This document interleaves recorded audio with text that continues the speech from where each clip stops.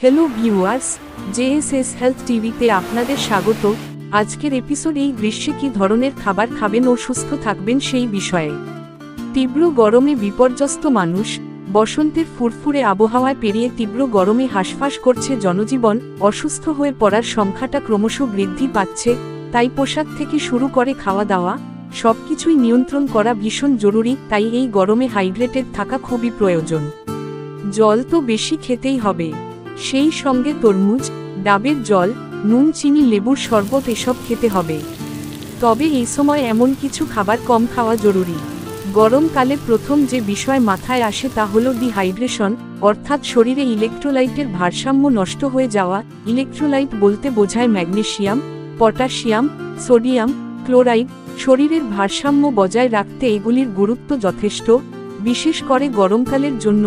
এই ভারসাম্য বিঘ্নিত হলে বিভিন্ন সমস্যা দেখা যায়। গরমে বেশি বেশি ঘামা, ব্লাড প্রেশারের তারতম্য দেখা যায়, যার জন্য বারবার জল খাওয়ার পরামর্শ দেন বিশেষজ্ঞরা।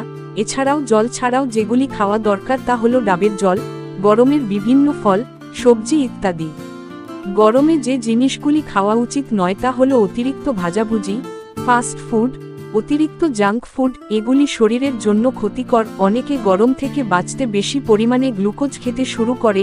যদিও গ্লুকোজের মধ্যে বিভিন্ন বায়োকেমিক্যাল থাকে, সেগুলিও শরীরের ক্ষতি করতে পারে। মাথায় রাখতে হবে বাইরের junk food, cold drinks, fuchka এগুলিকে এ সময় এড়িয়ে যাওয়াই উচিত। এগুলির পরিবর্তে ভাত, বিভিন্ন সবজি খাওয়া প্রয়োজন। অনেকে মনে করেন এসিতে থাকলে জলের প্রয়োজন কম হয়, তা একেবারেই ভুল ধারণা। পাশাপাশি প্রাণীজ খাবার যেমন চিকেন, পর্ক, মটন, বিফে ইলাস্টিনের মাত্রা বেশি পরিমাণে থাকে। এই ইলাস্টিন এক ধরনের প্রোটিন। এই ইলাস্টিনের পরিমাণ ভাঙতে গিয়ে পেপসিনোজেন তৈরি হতে থাকে। এই পেপসিনোজেন যখন তৈরি হতে থাকে তখন অ্যাসিটিক পিএইচ লাগে। যখন অ্যাসিটিক পিএইচ লাগে তখন লঘু হাইড্রোক্লোরিক অ্যাসিড বেশি সিক্রেশন হয়। তখন শরীরের মধ্যে অম্লর ভাব অনেক বেশি পরিমাণে বেড়ে যাবে, যার ফলে গা বমি হওয়া, অ্যাসিডের পরিমাণ বেড়ে যাওয়া, গলা জ্বালা, পেটে ব্যথা হতে থাকে। বেশি পরিমাণে মার্জারিন কার্ডিয়াক হার্টের সমস্যা বাড়িয়ে দেবে।